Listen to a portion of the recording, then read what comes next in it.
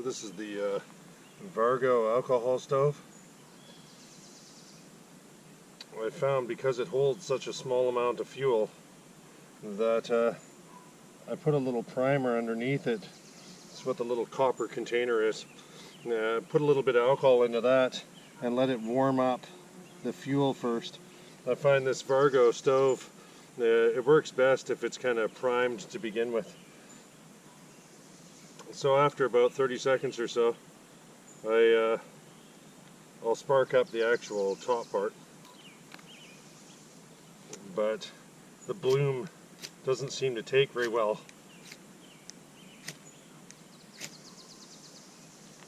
The Vargo stove doesn't seem to bloom very well in the beginning. It takes a few seconds for it to kind of pre-warm up and heat, which to me is a little unfortunate. It wastes a half-decent amount of fuel and time just in the design of it. As you can see, normally there'd be blue flames coming out the outer holes, and that doesn't happen with the Vargo stove until it comes up to a higher temperature. But a shout out to Pop Off Leather for the EDC. I still think you boys should put some brass clips on the sides to pinch things in. That problem hasn't really resolved. But still like having it either way.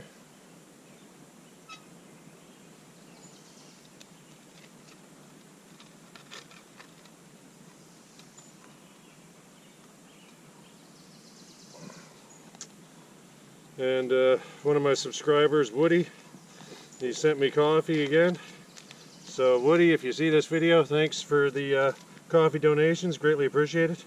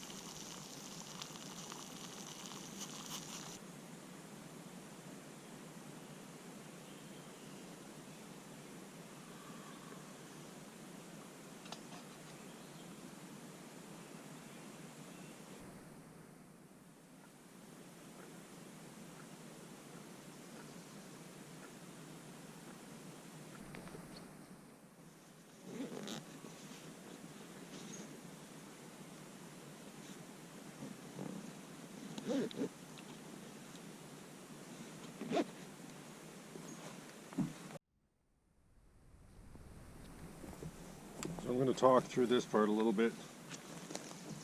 I was really hoping to kind of keep this more of just a camera work, if you will, but for people that watch my videos on a regular basis, you'll see that I carry quite a few of these 6-foot lengths of rope where it's a loop on one end and just a raw line on the other. And I use those to hang my bag, as shown earlier in the beginning of the video. But I use them to easily go around trees. In the location I'm in, it's a rainforest. These trees can become a half-decent diameter. So what I end up doing to kind of get around this problem is I've got another one of these loops on one end of the line length, and what I have done is just I've attached a second loop, so there's just loops on both ends of the line. And in previous videos I show how I do this. It's not really a bowline that I use. I use something, a little variant my grandfather taught me. But all I'm going to do really is just feed one of the ropes through just the loop through the other loop, and then I'm just going to feed the tail end back through it. Kind of hitch these two lines together to give me the additional length I need. Nothing complex. But when it comes to getting around these larger diameter trees, it just allows me to do so. As you can see, you know, the tree 6 foot round. I wouldn't have been able to hook and had enough length to do anything with it. So by doing this, it just allows me to quickly and easily go back to my tried and true things that I like to do. So I'm going to put a marlin spike hitch into this and attach a piece of wood. I just got to find one that's suitable. I'll cut back on a different angle.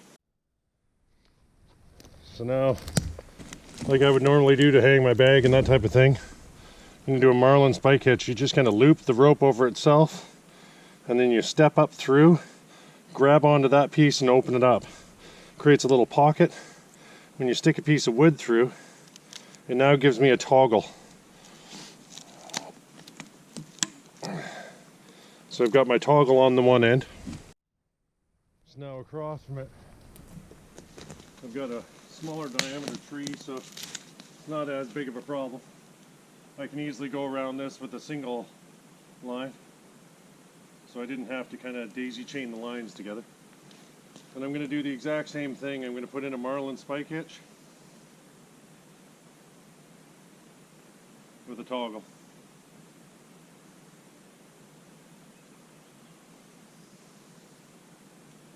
Now I've got two trees that are roughly 15-20 foot apart from each other, with both have the toggles attached to them. So I've got another hank of rope here, and on this rope, it's similar to a video I just put out recently. It's the same line, I'm just going to use it in a slightly different way. And in essence, I've got just an overhand knot on the end of the line and a prusik loop hooked onto it. This overhand knot just acts as a stopper knot so the prusik can't go too far. And on the other end of the line, I've just got a loop.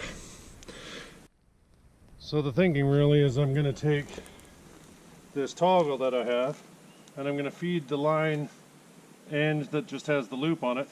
I'm going to feed that through and just set it on to the toggle, and that way it's kind of set in place on the toggle. And with the other end of the line, I'm going to do a similar kind of thing on the prusik loop. So you see on this end of the line, the one that has the prusik loop now, do the exact same thing. I just want to feed that toggle through it so that it's set on the knot of the toggle, not on the wood itself, but on the knot. And then all I'm going to do is apply tension to this prusik loop.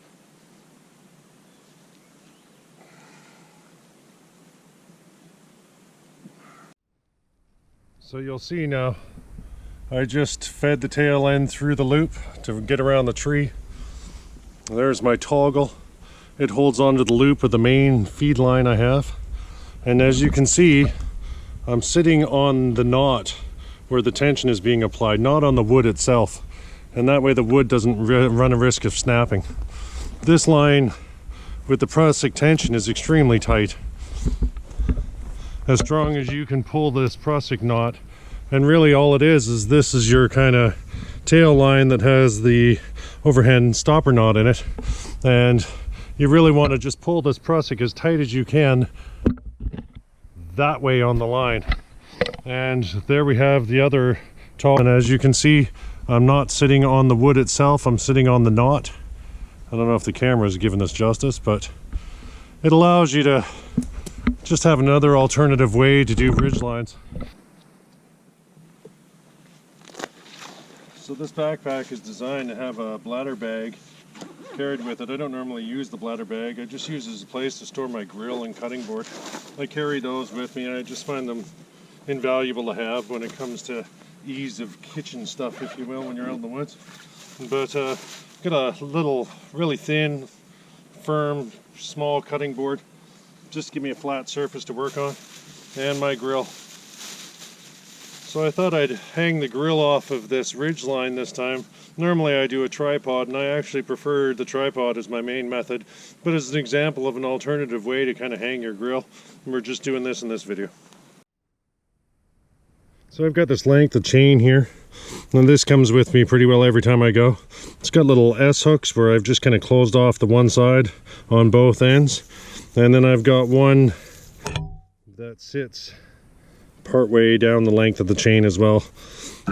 So depending on here, not really making the best camera work of this. Let's see. I've got one that sits kind of a couple feet back, just in case I want to have something warming but not necessarily close enough to the fire to be cooking. That's really what that one's for. So I have it that these two S hooks, the one that has the kind of two on the one side, if you will, that normally is the one that I hang to the bottom. And the other S hook, I'm just going to take that, I'm going to wrap it around the line and then hook it into itself, just like that. So I'm not sure if the camera's going to pick this up justifiably or not, but I just wrap the chain around one time just so it has a bit more friction, and I don't want to have it kind of right near the top. This is a longer chain. I really could use a shorter chain than I have here, but you know, I go with a little bit long just in case I need it later in life. And the thinking really is, like I said, I'll just hook the S hook into itself, and now it's kind of set on the line. So as you can see, I wrap the chain just kind of around that ridge line I just set up, and then I bring it down and just use the S hook to hook into itself. Now this S hook, depending on what link you hook into, will adjust the overall height of the grill or the pot that you hang off of the end S hook. That's how you adjust the height of this setup. So now, as you can see, to hook my grill on, just take that S hook and hook it onto the ring. Now, right now, the grill is sitting way too low, it's touching the ground. So to adjust that, I'll try to do some fancy camera work here. I don't know if I'm going to catch this, but hopefully. So to adjust that, really the link that is going over the rope, I just want to bring that up or down.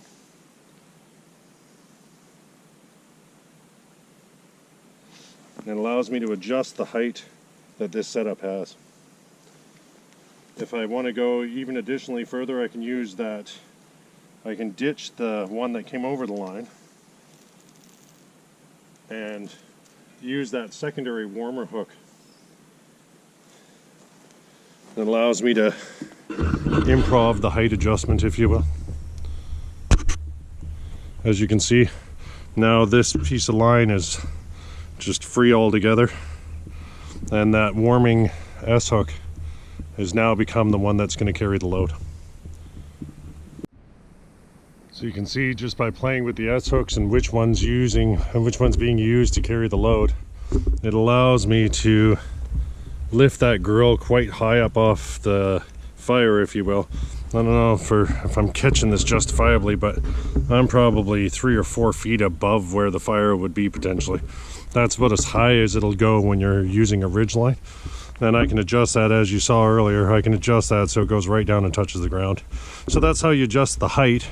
You can't really fine tune it as you would a tripod, but you can just slide it along this line to kind of move it in or out of the fire. It's not quite as flexible as the tripod, that's why the tripod's my preferred method. But when it comes to, you know, if you don't have a lot of small, firm sticks to use to build a tripod out of in the location you're in, this is a good alternative. The main one that I was using to begin with just becomes a auxiliary one, if you will. And that warming hook I can now use as my kind of fine-tuning adjustment. And you can hook it in and have it set at any height. And then to keep this other chain out of the way, you just hook it back into itself. And now I can adjust that, like I say, at will.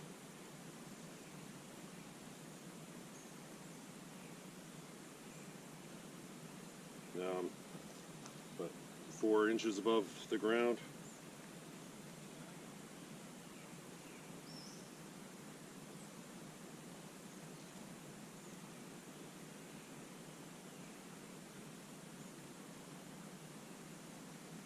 Now I'm up to a 2 foot. Gives you an idea the flexibility you can have with going up and down in this setup. Like I say, the only restriction really is I can't go front and back, if you will. I can go side to side easy enough. Just kind of take the load off and move this and shift it along the line. But if I want to have it where this setup is going front to back, that's the one limitation of having it that you're using a ridgeline to do this. Okay, so I prefer using the outer bark of the red cedar tree as my tinder to start with. But the closest cedar is, I don't know if the camera is able to see it, but way over in the distance over there. So I'm just going to kind of put any of the valuables aside just in case anybody stumbles through my camp, and I'm just going to wander over there and harvest a bit of the cedar. I'll come back. So then always remember to just kind of clear out the area where your fire is going to sit. You don't want to catch the forest on fire.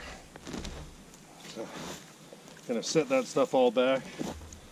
Tomorrow morning I'll take all that stuff and push it back over this area again, and that way there's no real trace that I was here.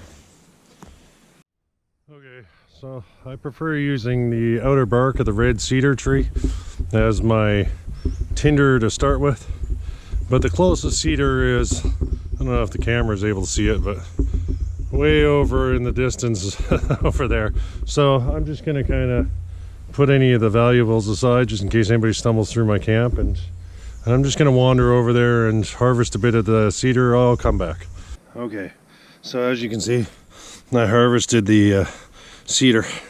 I'm going to pull out my sleeping bag and just let that fluff out, and then I'll come back and process the cedar.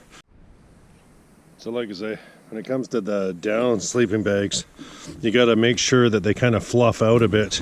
The down, when you're packed in your stuff sacks, kind of shook it out and stuff already, but it needs to kind of re-poof, if you will.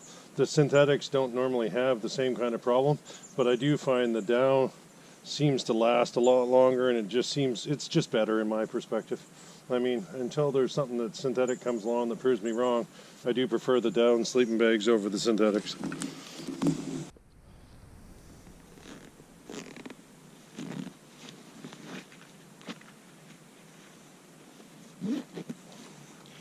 I don't like processing the cedar bark with bare hands, so gloves it is. So this is the leather tray from Pop-Off Leather. I've used this a few times now, and it's worked pretty well when it comes to catching the finer materials. When you're processing your cedar bark, the fine powdery dusts that come off of it as you're kind of loosening up all these fibers in the wood, you want to catch and put into the center of the bird's nest at the end of it if you can. And this little leather tray seems to be the perfect tool to do that job. So really the thinking is I'm just going to kind of keep shredding the fibers. I've talked about this in previous videos. I kind of did a bit of it as I was walking back, but this you can't do these things enough, if you will. You want to get these fibers really as fine as you possibly can. And like I say, the fine dust starts to build up into the tray. I want that later on for when it comes to throwing the ferrod spark into the bird's nest or into the charred material. That fine powder will take a spark or a flame a lot easier than this more coarse material will. So, but that's the thinking, is I'm just going to rip it apart. I'm going to keep shredding it. I'm working the material until it becomes as fine as I can get it before my arms start to give. But I'll cut back when this is kind of further processed. Okay, so I pretty well killed my forearms. I've still got some bigger chunks in there. You could do this for half decent amount of time, really. But there's a lot of fine material now into it. So what I want to do is kind of form that into a bird's nest so it looks pick out a big chunk. So it looks just like a bird's nest that you'd see in the wild, if you will. And then what I want to do is take all these fine powders now that I've kind of shaken off, and I want to put that right into the center of the bird's nest. You can see I had a half decent amount this time. I'll just pin that back on. Now, I want to keep that stuff kind of light and fluffy. I don't want to compact it down. And I just want to set that into my bird's nest. You can see there was a fair amount of kind of secondary stuff that came off. I don't want to pick up too much litter off the floor, if you will. But that should be good enough. It's about the size of a large baseball. And that should be good enough. Probably use char cloth again this time. Now, I know I've used cedar in the last couple of videos that I've done. It's readily available in the area I'm in. And when it comes to seasonal resources, now the fireweed is starting to come into my area. It's starting to grow in fairly soon. So I should be able to harvest that in the next little while. But really, the season we're in, cedar's king. You know, when we move later on into the summer and into the fall, that kind of thing, once the fireweed starts to produce its heads, you'll start to see fireweed be used in here as well, and potentially cattail and other things. It's really just using the resources that are readily available and abundant to you in the area you're in to determine what you're going to use to make these bird's nests. You know, when you're in the West Coast, cedar is everywhere. It's a fairly easy wood to come across. And you know, out east, I think they use tulip popper. I do believe is the wood that is kind of the bird's nest of choice. So really, depending on where you are, the materials might vary. But the key is really you want to kind of get this fine hairs as much as possible. Like I say, I don't know if the camera's picking that up. I'll try to get it up close. You can see it's very, very fine what it breaks down to when you shake it out. That's what you want, whatever the plant is or material it is. You want that kind of really fine material that is going to take a spark really easily.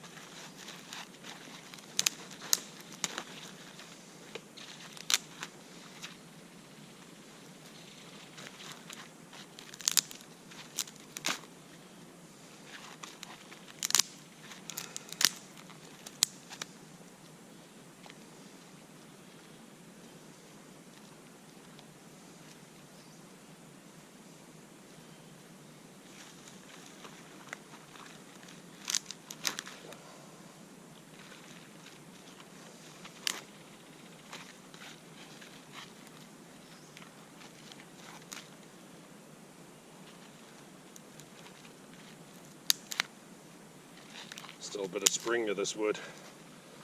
Hopefully it burns okay.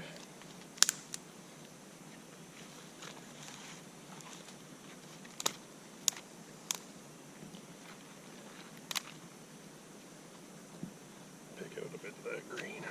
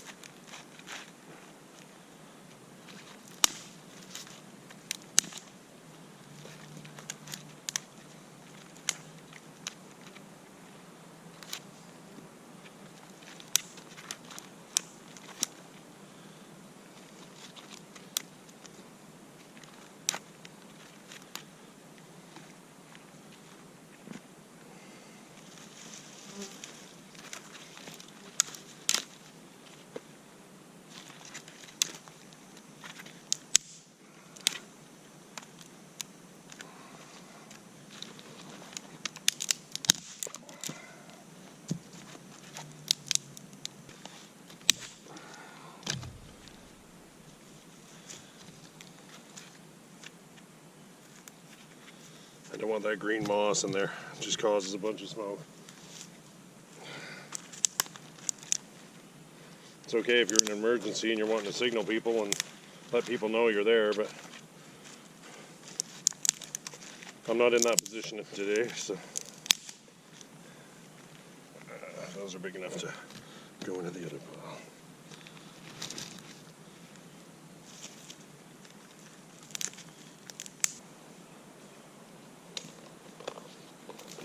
So if you've watched previous videos of mine, you'll know that processing wood is my least favorite part of doing things. So I'll just try to get on with it as quickly as possible.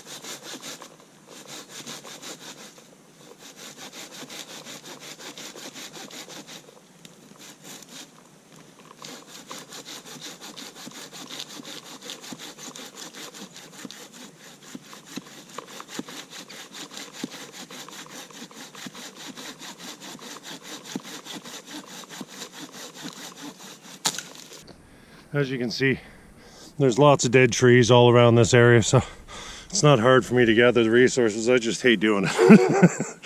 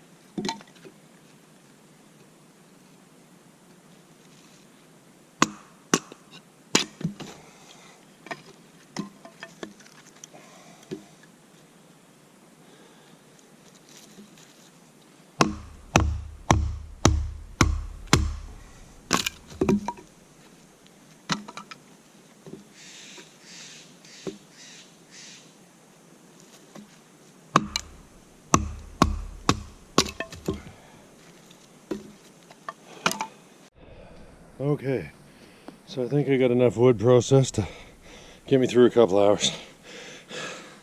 Oh, just catch my breath here, and I'll get the bird's nest going here in a minute. I'm going to stop and have some water and just take 5 minutes. Okay, well, let's get this fire going, I suppose. Oh. So I'm going to do the ferro rod and char cloth again this time.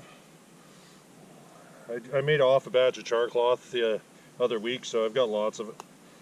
So I don't mind using it. That's got a bit of dirt into it. I'll just set that aside. In fact, I'll just set that over there. Okay, so I got my bird's nest. Bust out a piece of char.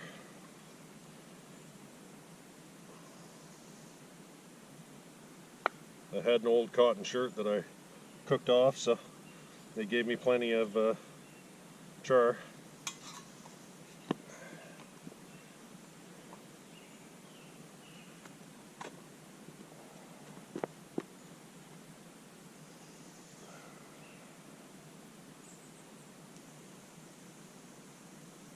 I'll just put that right into the heart of it.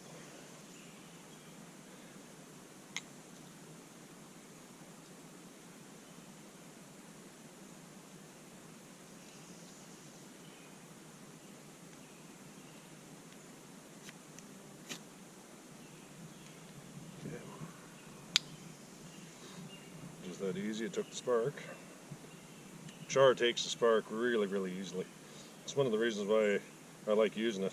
It makes getting that first ember up and running really easy, as you can see. So now I'll put that right down into the heart of the bird's nest.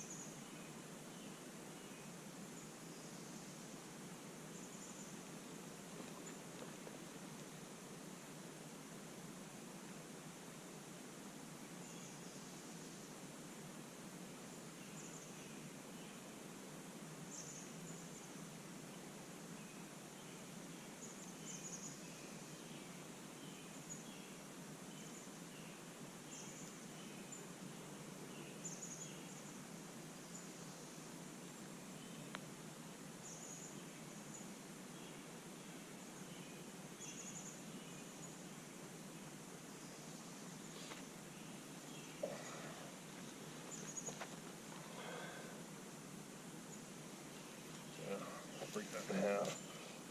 A little more than I thought I had.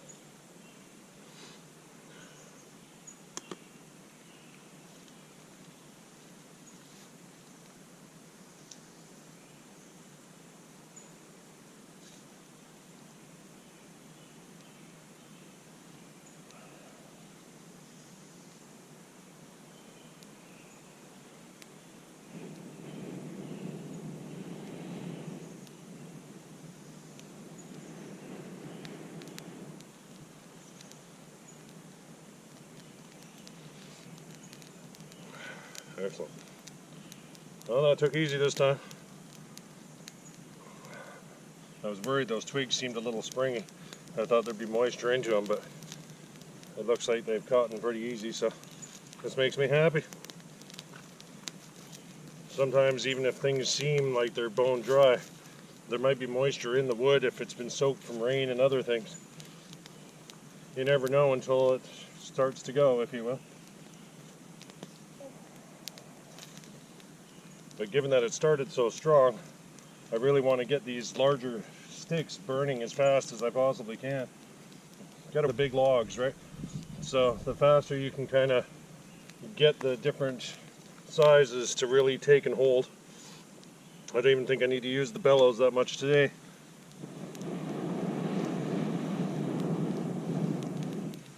Whew. Excellent.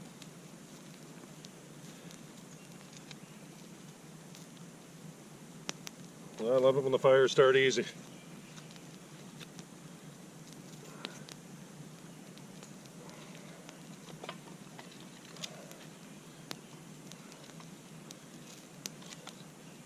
So really kind of a golden rule when it comes to the fires is if you see the flame is well above the wood line of the stack of the wood you've done, it's safe to add more wood. If the flame hasn't reached above the top of the wood, say here, if the flame hasn't reached above that, you got to give it more air, you got to give it more smaller sticks and that type of stuff, trying to build up that heat as quickly as possible.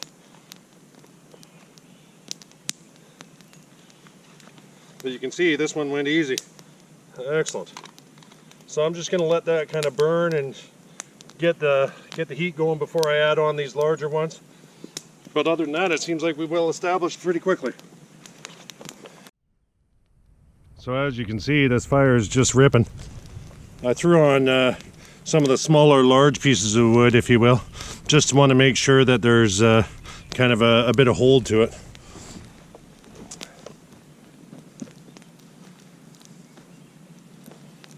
But this fire is really a little bit larger than I would normally even burn. I only want it to be large enough to cook some food. I don't want to waste through my fuel. You know, when people go out camping, it's nice to have a big fire and stuff, but you just burn through your resources. To me, it's better off to keep it as a small fire and just large enough to cook with and that kind of thing. You know, as the evening goes on, I'll add on larger logs and it'll start to give off a bit more heat anyways, even if it does stay a small size. So I don't plan on adding any more wood to this for a few more minutes, probably 10-15 minutes or so.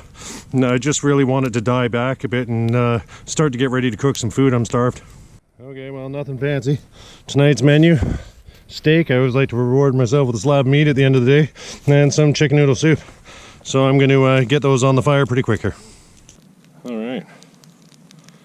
The flames are still a little strong. I'd like to get it down closer to the fire, but I don't mind. I'll let it take its time.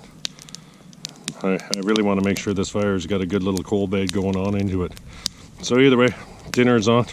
I'll cut back in a bit.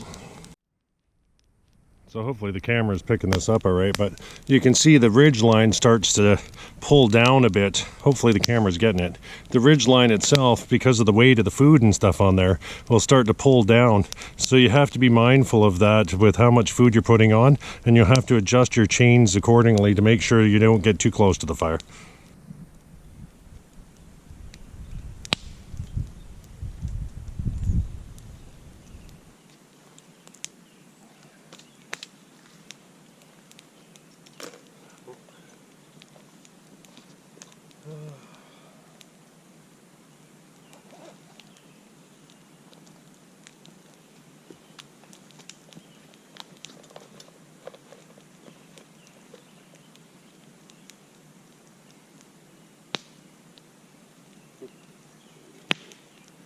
Maybe a little much.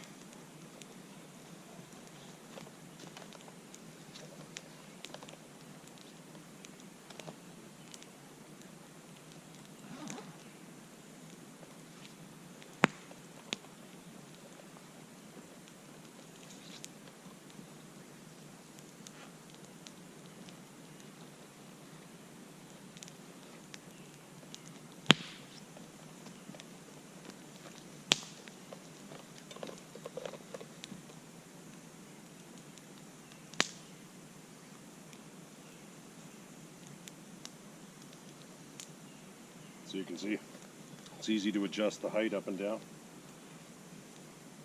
as the fire grows and shrinks in size depending on the fuel. I don't know if I want it quite that close, but I'll just bring it back up a little bit.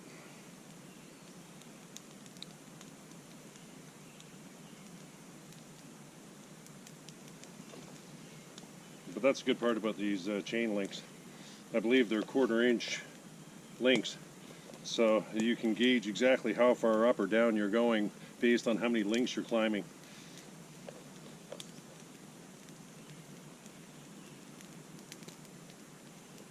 I still do prefer the tripod method though. It's tried and true.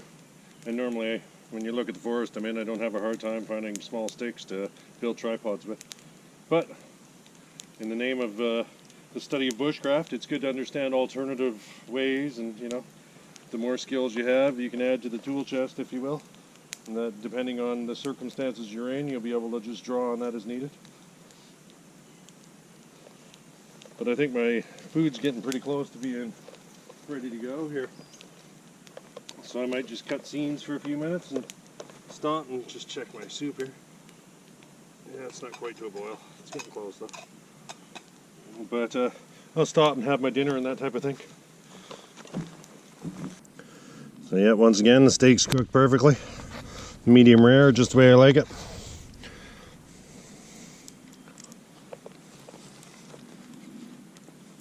Alright, let's do a little peek on the soup here. Yeah, soup's hot. I mean, it came out of the can, so I don't have to worry about it being up to a raging boil or anything. You know, if I was making it more like a bush stew, I would, but I think I'm good to go. Steak and soup it is.